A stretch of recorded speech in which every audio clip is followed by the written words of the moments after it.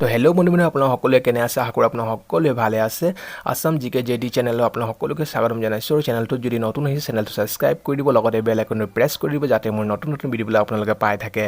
আজি আপোনালোকৰ লৈ আছোঁ Assam direct recruitment 4 grade exam হৈ যোৱা 20টা প্ৰশ্নকেইটা চাই আপোনালোক শুদ্ধ নে ভুল হৈছে আপোনালোকে চাব পাৰে তো বলক প্ৰশ্নলৈ নাম্বাৰ 1 বেক্টেৰিয়া মেমৰিয়েল ক'ত অৱস্থিত আপোনালোকৰ উত্তৰটো হৈছে কলকাতা নাম্বাৰ 2 2021 চনত কোনে অসম বৈভৱ বঁটা লাভ কৰে উত্তৰটো হৈছে ৰতন টাটা নাম্বাৰ 3 নিম্নলিখিত কোনটো স্থান অসম আৰু অৰুণাচল প্ৰদেশৰ সৈতে সংযুক্ত কৰিছে উত্তৰটো হৈছে ধলা শদিয়া ব্ৰিজ নাম্বাৰ 4 ভাৰতীয় অসামৰিক সেৱা পৰীক্ষাত উত্তীৰ্ণ হোৱা অসমৰ প্ৰথম ব্যক্তি কোন আছিল উত্তৰটো হৈছে আনন্দৰাম বৰুৱা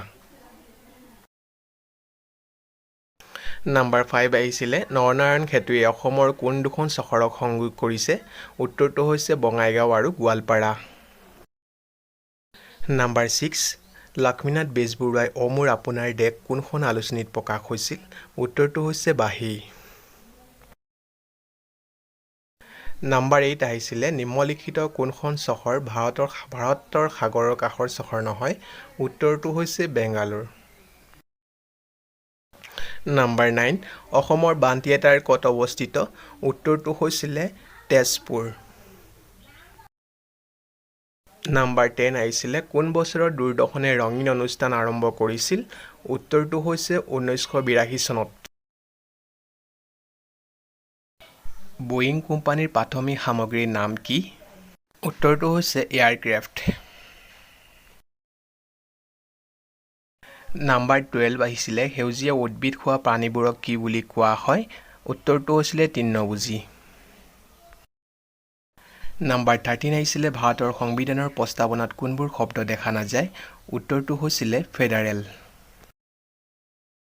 নাম্বাৰ 14 আহিছিলে সামগ্ৰী বিনিময়ৰ প্ৰাচীন পৰম্পৰা কি আছিল উত্তৰটো আছিলে এ বেটাৰ চিষ্টেম নাম্বাৰ 15 আহিছিলে নৰ্থ ইষ্টাৰ্ণ পুলিচ একাডেমী ক'ত অৱস্থিত উত্তৰটো আছিলে মেঘালয় নাম্বাৰ 16 আহিছিলে নীতি আয়োগৰ অধ্যক্ষ কোন আছিল উত্তৰটো হৈছিলে প্ৰাইম মিনিষ্টাৰ নাম্বাৰ 17 আহিছিলে ভাৰতৰ প্ৰথম আইন আৰু ন্যায় মন্ত্ৰী কোন উত্তৰটো হৈছিলে বি.আৰ. আম্বেদকাৰ নাম্বাৰ 18 আহিছিলে অসমৰ প্ৰথম চিকিৎসা মহাবিদ্যালয় ক'ত অৱস্থিত উত্তৰটো আছিলে ডিব্ৰুগড় নাম্বাৰ 19 আছিলে মোদী ষ্টেডিয়াম ক'ত অৱস্থিত উত্তৰটো আছিলে গুজৰাটত মোদী ষ্টেডিয়াম অৱস্থিত লাষ্ট নাম্বাৰ 20 কোনটো খেলত বল ব্যৱহাৰ নকৰে উত্তৰটো চাগে তোমালোকে সবে গম পোৱা উত্তৰটো হৈছে বেডমিণ্টন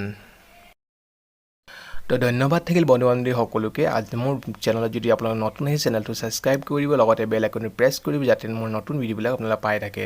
ধন্যবাদ জয় অসম